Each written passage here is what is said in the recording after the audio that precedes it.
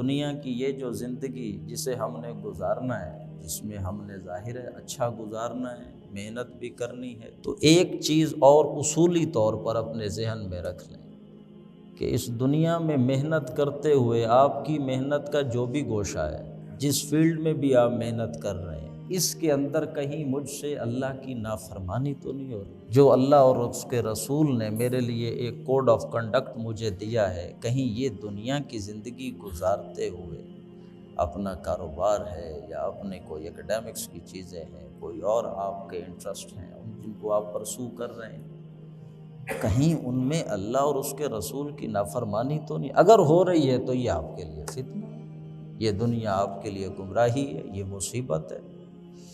یہ آپ کو آخرت میں نقصان کا موجب بنے۔ یعنی دنیا کو جس طرح آپ گزاریں گے وہ ڈٹرمن کرے گا کہ آخرت میں آپ کو جنت ملے گی یا جہنم ملے گی، اور دنیا میں آپ جو کچھ بھی کر رہے ہیں وہ عبادت بن جائے گا اگر آپ اسے لمٹ کر دیتے ہیں within the injunctions of Allah and His Prophet صلی اللہ علیہ وسلم۔ کہیں آپ اللہ اور اس کے رسول کی نافرمانی کر کے نہ یہ دنیا گزاریں، اس دنیا میں آگے بڑھیں، ایکسل کریں at the cost of what Prophet said, اللہ said، نہیں، یہ تو پھر مصیبت ہے۔ ذہن میں یہ رکھو کہ جو کچھ بھی تمہیں دیا گیا ہے، بڑی سے بڑی نعمت بھی تمہیں اگر کوئی مل گئی ہے تو صرف یہ دنیا گزارنے کے لیے، برتنے کے، اتنی اس کی اہمیت، بس۔